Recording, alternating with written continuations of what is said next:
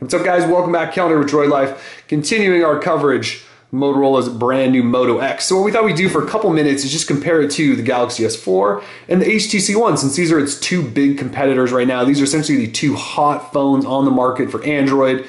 So this is what it's up against. So we thought we'd compare, talk specs, even talk a little bit about software, UI, and things like that. So you guys, again, can decide if the Moto X is for you, if you want one of these two phones that have been on the market for a while, or if you're going to wait, continue to wait and get something new. But again, if you're in the market, this is kind of your three options. Now, we've got LG G2 coming next week, which will be added in.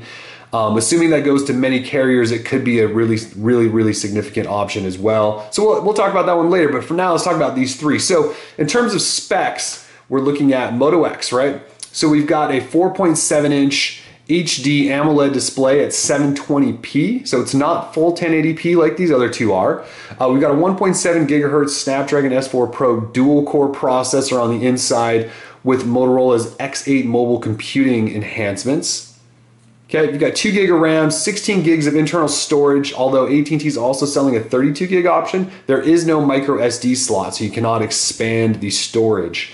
You've got a 2200 milliamp hour battery, 10 megapixel rear camera, 2 megapixel front camera, NFC, LTE, CDMA, GSM, all the good networks. It's going to be on every carrier: Verizon, AT&T, T-Mobile, Sprint, and US Cellular. So if you're on any sort of major US carrier, this phone will be available to you. Now, AT&T is going to have an exclusive for a little while on being able to customize this through motomaker.com. Verizon will get that option later on, I'm guessing holidays, but we don't have any confirmation on that. The other carriers, we're not sure if they're going to get it, but Motorola is going to try to push the customizations out.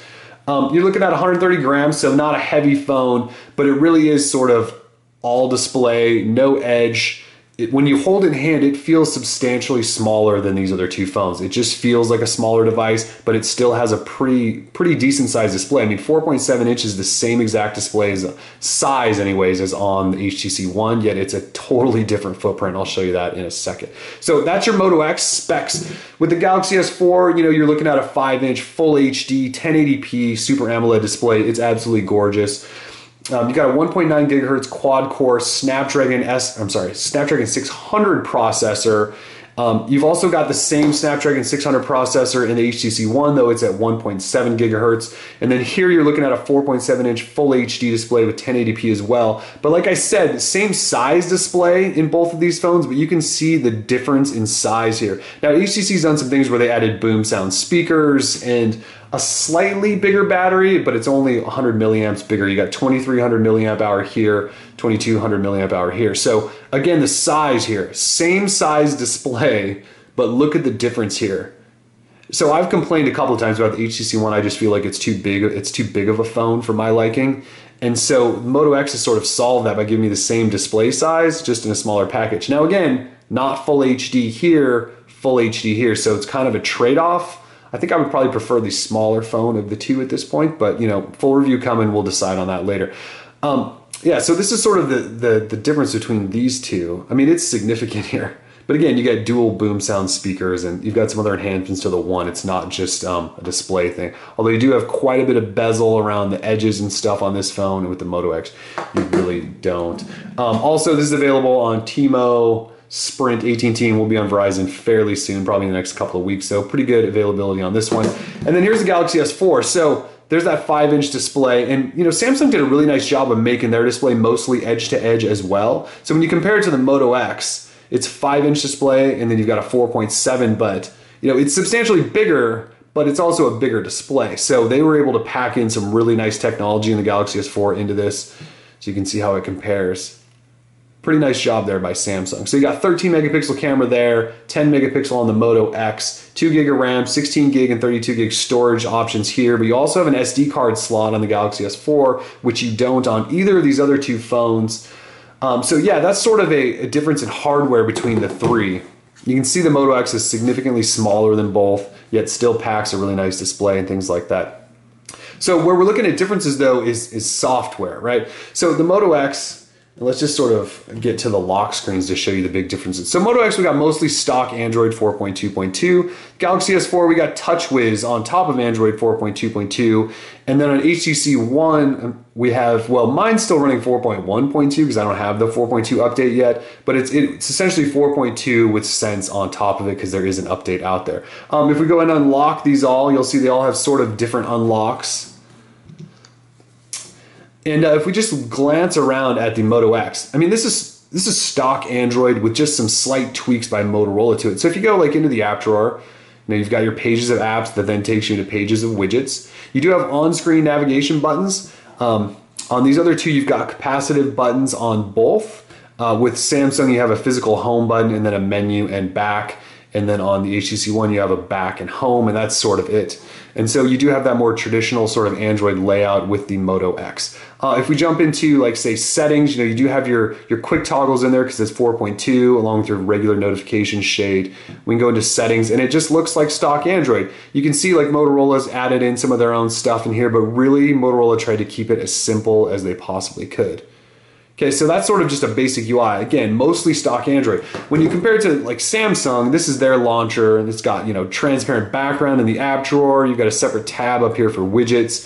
If you pull down the notification tray, you've got quick toggles and a brightness adjustment, but you've got another page of a bunch of quick toggles.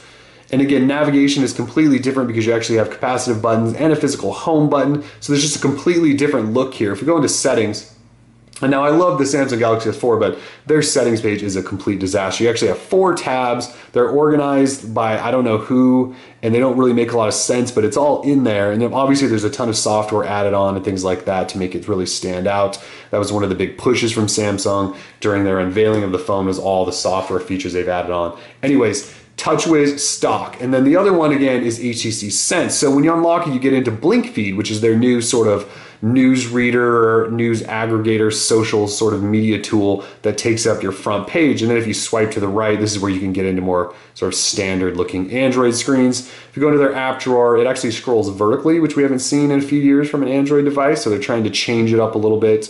And then if we go into their notification panel, again, I don't have 4.2 on this yet, so I don't have the quick toggle page, but trust me, HTC does one as well. If we go into settings, you'll just see that it's sort of set up like stock Android. It's just been skinned to meet sort of HTC's design standards. So, you know, that's kind of just a base overview of the differences in what the 3 skins look like. Let's look at something like the cameras, though. If we jump into the cameras of each, since cameras are really important on our smartphones these days, with Motorola, you're looking at a really, really minimal camera UI on the Moto X. Once you're in your camera, you can just tap anywhere and it'll focus and then snap a picture of whatever you're looking at. So you can set it to tap to focus, but they send it out of the box where you can just sort of tap wherever and it'll focus and take a picture. Now, if you want to get into your gallery, it's just a quick swipe over from the right and it takes you into your gallery. And if you want to get back, you can just swipe back to the left and you're back into your camera.